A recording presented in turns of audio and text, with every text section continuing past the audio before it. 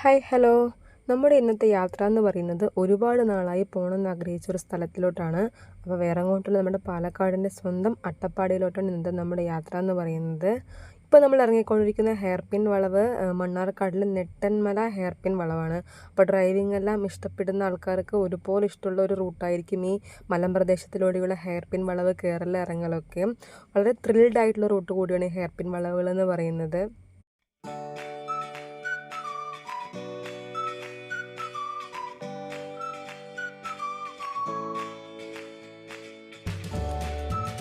നമ്മളങ്ങനെ പതിയെ ഹെയർപിൻ വളവൊക്കെ ഇറങ്ങിയിട്ടുണ്ട്. ഇപ്പോൾ ഇനി കുറച്ചുകൂടി മുന്നോട്ട് പോയി കഴിയുമ്പോൾ നമുക്കൊരു സൈൻ ബോർഡ് കാണാനുണ്ട്, ആനക്കട്ടി സൈലൻറ്റ് വാലി എന്ന് പറഞ്ഞിട്ട്.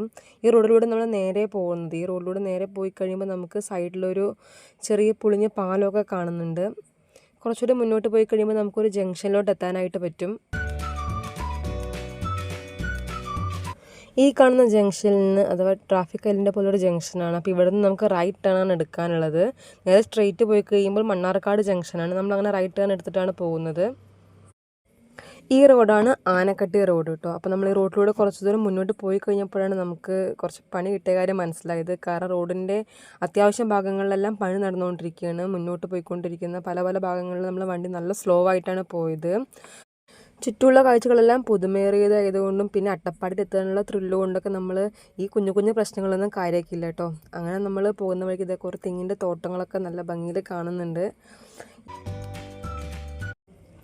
കുറച്ചുകൂടി മുന്നോട്ട് പോയി കഴിഞ്ഞാൽ നമ്മൾ എത്തുന്ന സ്ഥലത്തിൻ്റെ പേരാണ് കേട്ടോ ആനമൂളി. അപ്പോൾ ആനമൂളിയിലോട്ട് ഇതിനകത്ത് വേറൊരു വഴി കൂടിയുണ്ട്. നമ്മൾ ചിറക്കൽപ്പടി കാഞ്ഞിര ഭാഗത്ത് നിന്ന് റോഡുണ്ട്, അതിലൂടെ വന്നാൽ നമുക്ക് ആനമൂളിയിൽ എത്താനായിട്ട് പറ്റും. പക്ഷെ നമ്മൾ മണ്ണാർക്കാട് റൂട്ടിലൂടെ വന്നതുകൊണ്ടാണ് നമ്മൾക്ക് ഈ ഒരു പ്രശ്നം പറ്റിയത്. അപ്പോൾ അത് ഈ കാണുന്നതാണ് ആനമൂളി ചെക്ക് പോസ്റ്റ്. ഇനി ആനമൂളി ചെക്ക് പോസ്റ്റ് കഴിഞ്ഞാൽ നമ്മൾ നേരെ അട്ടപ്പാടി ചുരം കയറുകയാണ് കേട്ടോ. വന്യമൃഗങ്ങളെ സംബന്ധിച്ചും അതുപോലെ ട്രാഫിക് നിയമങ്ങളെയൊക്കെ സംബന്ധിച്ചും പിന്നെ അതുപോലെ ഫോറസ്റ്റിൻ്റെയൊക്കെ കുറേ സൈൻ ബോർഡുകൾ നമുക്ക് പോകുന്ന വഴിയിലുടനീളം കാണാനുണ്ട് ഓരോ ഭാഗങ്ങളിലായിട്ട്. അപ്പോൾ ഈ കാടിൻ്റെ നടുവിലുള്ള യാത്ര എന്ന് പറയുന്നത് തന്നെ ഒരു പ്രത്യേക രസമാണ്. ചുറ്റും മരങ്ങളും അതുമാത്രമല്ല അത്യാവശ്യം നമ്മുടെ സാധാ റോഡ് പോലെ അത്ര തിരക്കുണ്ടാവില്ല, റഷൊന്നും ഉണ്ടാവില്ല. നമുക്ക് ഫ്രീ ആയിട്ട് എൻജോയ് ചെയ്ത് ചുറ്റും ഭംഗിയൊക്കെ ആസ്വദിച്ചിട്ട് നമുക്ക് മെല്ലെ പോയാൽ മതി. നേരത്തെ പറഞ്ഞതുപോലെ യാത്രകളൊക്കെ ഇഷ്ടപ്പെടുന്ന ആൾക്കാർക്ക് ഈ ഹിൽ ഏരിയയിലൂടെയുള്ള യാത്ര എന്നൊക്കെ പറയുന്നത് വളരെ ഇൻട്രസ്റ്റിംഗ് ആയിരിക്കും. പൊതുവേ ഡ്രൈവിംഗ് ഇഷ്ടപ്പെടുന്നവർക്ക് ഇതുപോലുള്ള റൂട്ടുകളൊക്കെ കിട്ടിക്കഴിഞ്ഞാൽ പിന്നെ നല്ല രസമായിരിക്കും വണ്ടി ഓടിക്കാനൊക്കെ ആയിട്ട്.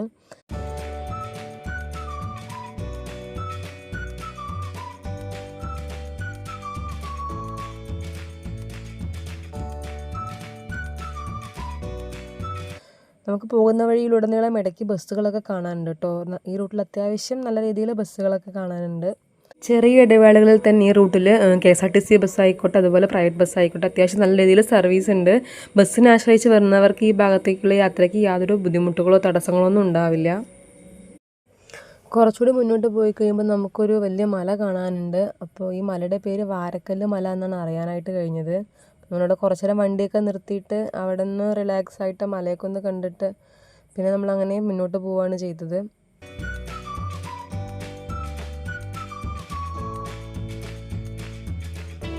നമ്മൾ കുറച്ചുകൂടി മുന്നോട്ട് പോയപ്പോൾ നമുക്ക് കുറച്ച് കുരങ്ങന്മാരൊക്കെ കാണാനായിട്ട് പറ്റി. ഇത് അവർ റോഡിൻ്റെ സൈഡിൽ ഇങ്ങനെ ഏതെങ്കിലും വണ്ടികൾ പോകുന്നത് ഭക്ഷണം എന്തെങ്കിലും തരുമോ എന്നിങ്ങനെ വെയിറ്റ് ചെയ്ത് നിൽക്കുമായിരുന്നു. അവിടെ നിന്നും കുറച്ചുകൂടി മുന്നോട്ട് പോയി കഴിഞ്ഞാൽ നമുക്ക് നല്ല വ്യൂ കിട്ടുന്നൊരു ഹെയർ പിന്നിൻ്റെ വ്യൂ പോയിൻ്റ് ഉണ്ട്. അത്യാവശ്യം നിറയെ ആൾക്കാർ ആ ഭാഗത്ത് വണ്ടിയൊക്കെ നിർത്തി ഫോട്ടോസ് എടുക്കാനും അതുപോലെ തന്നെ ആ മേലെ നിന്ന് മലയുടെ വ്യൂസൊക്കെ കാണാൻ വേണ്ടിയിട്ട് കുറേ പേര് അവിടെ ഇറങ്ങി നിൽക്കുന്നുണ്ടായിരുന്നു. അതുമാത്രമല്ല ഇവിടെയും അത്യാവശ്യം നിറയെ കുരങ്ങന്മാരുണ്ട്. നമ്മളും ആ കൂട്ടത്തിൽ അവിടെ നിന്ന് വണ്ടിയൊക്കെ നിർത്തിയിട്ട് കുറച്ച് നേരം പുറത്തൊക്കെ ഇറങ്ങി മലയുടെ നല്ല അടിപൊളി വ്യൂ ആയിരുന്നു കേട്ടോ മേലെ നിന്ന് കാണാനായിട്ട്. ഈ കണ്ണ് കുരങ്ങന്മാരെല്ലാവരും അതുപോലെ തന്നെ ഭക്ഷണം എന്തെങ്കിലും ആൾക്കാരുടെ നിന്ന് കിട്ടുമോ എന്നിങ്ങനെ പ്രതീക്ഷിച്ച് കയ്യിൽ നോക്കി നോക്കിയിരിക്കുകയാണ്. ഈ ഹെയർ പിന്നിലൂടെ വണ്ടികൾ പോകുന്നത് കാണുന്നത് പ്രത്യേക രസമാണ് കേട്ടോ. ഇത് ഈ KSRTC തന്നെ വളച്ച് പിന്നെ ചുറ്റിയെടുത്ത് പോകുന്നത് കാണുന്നതിൻ്റെ പ്രത്യേക രസമാണ്. എല്ലാ വണ്ടികളും പോകുന്നത് കാണാൻ നല്ല രസമുണ്ട് ഈ ഹെയർ പിന്നിലൂടെ. നമ്മൾ ഈ വീഡിയോസൊക്കെ സോഷ്യൽ മീഡിയയിലൊക്കെ ഒരുപാട് നമ്മൾ റീൽസിലും ഒക്കെ കണ്ടിട്ടുണ്ടാവും. നമ്മൾ കാഴ്ച കാണാനായിട്ട് അവിടെ വണ്ടി നിർത്തിയ സമയത്ത് ഒരുപാട് വാഹനങ്ങൾ ഈ ഹെയർ പിൻ കയറുന്നതും അതുപോലെ ഇറങ്ങിക്കൊണ്ടിരിക്കുന്നുണ്ടായിരുന്നു. മറ്റൊരു ബസ് കൂടി ചുരമിറങ്ങുന്ന രസകരമായൊരു കാഴ്ചയാണ് ഇപ്പോൾ കാണുന്നത്.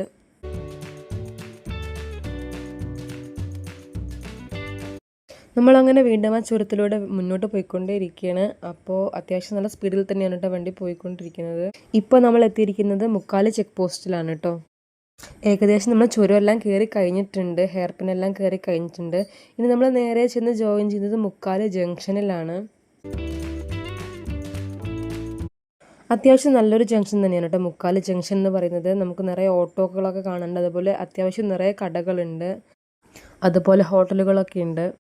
നമ്മളിപ്പോൾ മുക്കാല് ജംഗ്ഷനിൽ നിന്നും ലെഫ്റ്റിലോട്ടുള്ള റോഡിലേക്കാണ് കയറിയിരിക്കുന്നത്. ഇതിലൂടെയാണ് നമ്മൾ സൈലന്റ് വാലിയിലോട്ട് പോകുന്നത്.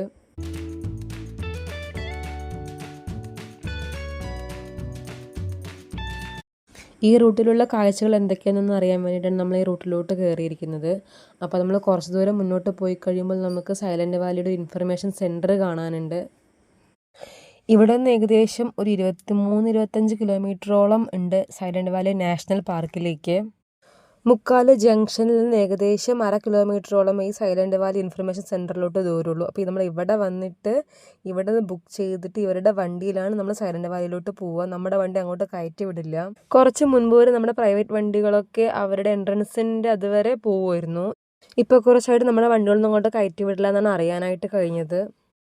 ഈ കാണുന്ന ബോർഡിൽ ഓരോരുത്തർക്കുമുള്ള എൻട്രൻസ് ഫീസൊക്കെ അവർ രേഖപ്പെടുത്തി വെച്ചിട്ടുണ്ട്. അപ്പോൾ ഇന്ത്യൻസിനും അതുപോലെ ഫോറിനർ സ്റ്റുഡൻസിനൊക്കെ ഫീസ് വ്യത്യസ്തമായിട്ടാണ് വരുന്നത്. അതുമാത്രമല്ല സ്റ്റിൽ ക്യാമറയ്ക്കും വീഡിയോ ക്യാമറയ്ക്കും ഒക്കെ ഫീസ് ഈടാക്കുന്നുണ്ട്. ഇതിനകത്ത് തന്നെ ഒരു വനശ്രീയുടെ എക്കോ ഷോപ്പ് അവരുടെ തന്നെ ഉണ്ട്. അപ്പോൾ അതിനകത്ത് കുറേ പ്രൊഡക്ട്സ് ഉണ്ട്. അതുമാത്രമല്ല ഇവിടെ വന്നു കഴിഞ്ഞാൽ നമുക്ക് ഇതിനെക്കുറിച്ചുള്ള എല്ലാ ഡീറ്റെയിൽസും, സമയം, ടൈം, അതുപോലുള്ള എല്ലാ കാര്യങ്ങളും, എല്ലാ ഡീറ്റെയിൽസും നമുക്ക് ഇവിടെ വന്ന് അറിയാനായിട്ട് പറ്റും. ഭവാനി പുഴയിലെ കുറച്ച് മീനുകൾ അവരവിടെ അക്വേറിയത്തിൽ സെറ്റ് ചെയ്ത് വെച്ചിട്ടുണ്ട്. രാവിലെ 8 മണി മുതൽ ഉച്ചയ്ക്ക് 1 മണി വരെയാണ് അവരുടെ ടൈം എന്ന് പറയുന്നത്. അപ്പോൾ അതുകൊണ്ട് നമ്മൾ എത്തുമ്പോൾ തന്നെ ഏകദേശം 4 മണിയോളം ആയതുകൊണ്ട് നമുക്ക് സൈലന്റ് വാലിയിലോട്ട് പോകാൻ പറ്റിയില്ല. നമ്മൾ തിരിച്ച് മുക്കാല് ജംഗ്ഷനിലോട്ട് തന്നെ തിരിച്ചു വന്നു.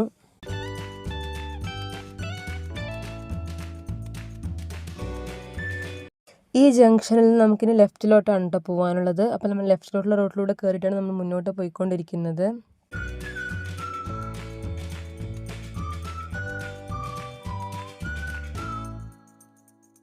ഈ പോകുന്ന വഴിയിലുടനീളം നമുക്ക് കുറേ എക്കോ ഷോപ്പുകൾ കാണാനുണ്ട്. അപ്പോൾ നമ്മൾ വണ്ടി നിർത്തിയിട്ട് ഒരു എക്കോ ഷോപ്പിൽ ജസ്റ്റ് ഒന്ന് കയറി നോക്കാമെന്ന് കരുതി ഇറങ്ങിയതാണ്. ഇവിടെ കുറേ പ്രോഡക്റ്റ്സ് ഉണ്ട്. എക്കോ ഷോപ്പ്, അതുപോലെ മില്ലറ്റ് ഷോപ്പ്, സ്പൈസ് ഷോപ്പ്, അങ്ങനെ പല പേരുകളാണ് ഇതൊക്കെ കാണുന്നത്. നമ്മളിപ്പോൾ നിൽക്കുന്നത് കക്കുപ്പടി എന്നുള്ള സ്ഥലത്തുള്ള ഒരു എക്കോ ഷോപ്പിലാണ്. ഒരുപാട് പ്രോഡക്റ്റ്സ് ഉണ്ട് ഇവിടെ. അട്ടപ്പാടിയിലെ വെറൈറ്റി ആയിട്ടുള്ള പ്രോഡക്ട്സുകളെ ഒന്ന് പരിചയപ്പെടാമെന്ന് കരുതിയിട്ട് നമ്മൾ കയറിയതാണ് ഇവിടെ.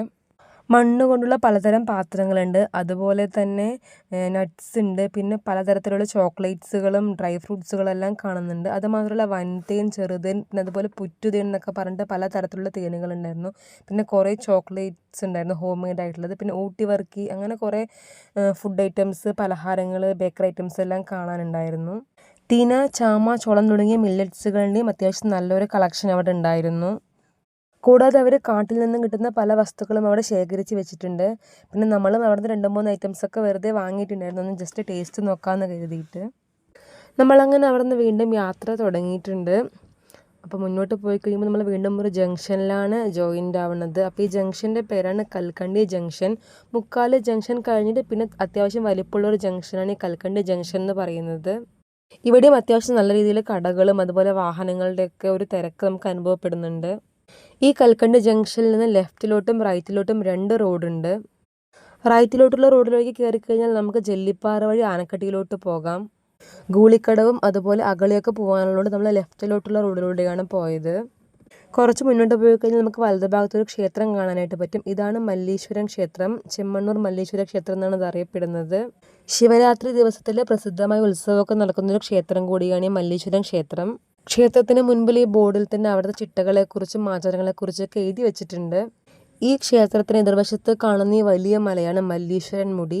ശിവരാത്രി ദിനത്തിൽ ഈ മലയുടെ മുകളിൽ പോയിട്ടാണ് പൂജാരികൾ ദീപം കത്തിക്കുകയൊക്കെ ചെയ്യുന്നത്. കുറച്ച് ദൂരം കൂടി നമ്മൾ മുന്നോട്ട് പോയപ്പോൾ നമ്മൾ ഭവാനിപ്പുഴയ്ക്ക് കുറുകെ ഒരു പാലം കണ്ടു. അപ്പോൾ ഈ പാലത്തിൻ്റെ പേരാണ് ചെമ്മണ്ണൂർ പാലം. നമ്മളവിടെ പാലത്തിൻ്റെ മേലെയും അതുപോലെ താഴെ ഇറങ്ങിയിട്ടൊക്കെ ഒരുപാട് സമയം സ്പെൻഡ് ചെയ്തു. വെള്ളം നല്ല കുറവാണെങ്കിൽ നല്ല തെളിഞ്ഞ വെള്ളമായിരുന്നു, നല്ല തണുപ്പുള്ള വെള്ളമായിരുന്നു. അപ്പോൾ വെള്ളത്തിൽ നിന്ന് മുഖമൊക്കെ കഴുകിയപ്പോൾ തന്നെ കുറച്ചുകൂടി ഒന്ന് എനർജിയും ഉഷാറൊക്കെ വന്ന പോലെ തോന്നി. ഫെബ്രുവരി മാസമായതുകൊണ്ട് ഒഴുക്ക് നല്ല കുറവാണ്, പക്ഷേ നല്ല തെളിഞ്ഞ വെള്ളമായിരുന്നു, നല്ല തണുത്ത വെള്ളമായിരുന്നു. ഒന്നും മുഖമൊക്കെ കഴുകിയപ്പോൾ തന്നെ നല്ല എനർജിയും ഉഷാറൊക്കെ വന്ന പോലെ ഉണ്ടായിരുന്നു. അങ്ങനെ ഭവാനിപ്പുഴയിൽ കുറച്ച് നേരം സ്പെൻഡ് ചെയ്ത ശേഷം നമ്മൾ വീണ്ടും യാത്ര തുടങ്ങിയിട്ടുണ്ട്. പോകുന്ന വഴിക്കൊക്കെ നമുക്ക് ചെറിയ ചെറിയ കുഞ്ഞു കുഞ്ഞു ജംഗ്ഷനൊക്കെ കാണാനുണ്ട്. അത് മാത്രമല്ല കുറേ ഹോസ്പിറ്റൽ, സ്കൂൾ, അതുപോലെ കുറേ ഹോട്ടലുകളൊക്കെ കാണാനുണ്ട്. അപ്പോൾ നമുക്ക് പൊതുവെ അട്ടപ്പാടി എന്ന് കേൾക്കുമ്പോൾ തന്നെ ആദ്യം ഒരുപാട് വികസനം നടത്താത്തൊരു സ്ഥലം പോലെ ആയിരിക്കും ഫീൽ ചെയ്യേണ്ടത്. പക്ഷേ അട്ടപ്പാടിയൊക്കെ ഒത്തിരി മാറിയിട്ടുണ്ട് ഇപ്പോൾ. ഇതാണ് താവളം ജംഗ്ഷൻ. ഇതും അത്യാവശ്യം വലിയൊരു ജംഗ്ഷൻ തന്നെയാണ്. ഇവിടെയും അത്യാവശ്യം നിറയെ വാഹനങ്ങളും കടകളും ഒക്കെ കാണുന്നുണ്ട് നമുക്ക്. താവളം ജംഗ്ഷനിൽ നമുക്ക് ലെഫ്റ്റ് എടുത്താൽ മുള്ളി എന്ന സ്ഥലത്ത് എത്താൻ പറ്റും. ഇതാണ് ഇവിടുത്തെ മറ്റൊരു ഫേമസ് ആയിട്ടുള്ള സ്ഥലം. ഈ സ്ഥലത്തിൻ്റെ പേര് കൗണ്ടിക്കൽ വ്യൂ പോയിൻ്റ് എന്നാണ്. ഇവിടെ നിന്ന് നമുക്ക് റൈറ്റിലോട്ട് പോയി കഴിഞ്ഞാൽ ധോണി കൊണ്ടുപോയി ജെല്ലിപ്പാറയിലോട്ട് എത്താനായിട്ട് പറ്റും. പക്ഷെ നമ്മളിപ്പോൾ അങ്ങോട്ട് പോകുന്നില്ല. ഇപ്പോൾ നമ്മൾ പോകുന്നത് ഗൂളിക്കടവിലോട്ടാണ്. അപ്പോൾ അതുകൊണ്ട് നമ്മൾ ലെഫ്റ്റിലോട്ടൊരു റോഡിലൂടെയാണ് പോയിക്കൊണ്ടിരിക്കുന്നത്. അത്യാവശ്യം പെട്രോൾ പമ്പുകളും അതുപോലെ എല്ലാ സൗകര്യങ്ങളും ഇവിടെ ഉണ്ട്.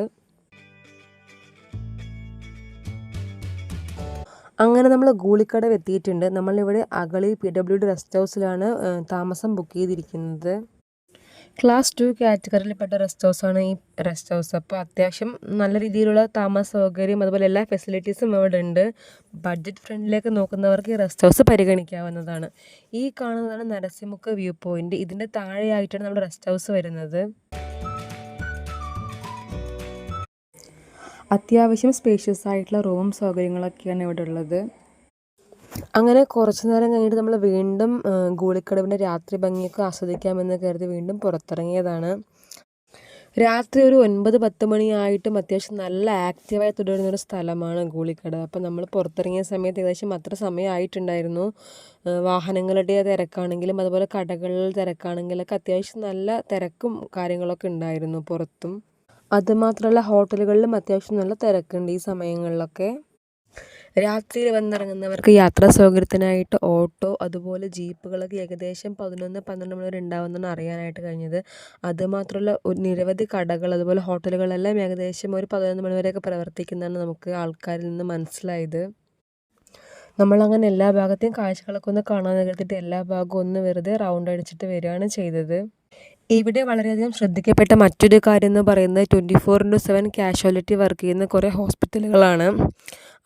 അത് കാണുമ്പോൾ തന്നെ നമുക്ക് മനസ്സിലാകും അട്ടപ്പാടിയുടെ ഇൻഫ്രാസ്ട്രക്ചർ എത്രത്തോളം നല്ല രീതിക്കാണ് പോയിക്കൊണ്ടിരിക്കുന്നതെന്ന്. അട്ടപ്പാടി ചുരത്തിലൂടെയുള്ള യാത്രയും അതുപോലെ തന്നെ ഗൂളിക്കടവിലൂടെയുള്ള രാത്രി യാത്രയും ഒക്കെ മനസ്സിന് ഒത്തിരി സാറ്റിസ്ഫൈയിങ് ആവുന്ന എക്സ്പീരിയൻസ് ആയിരുന്നു.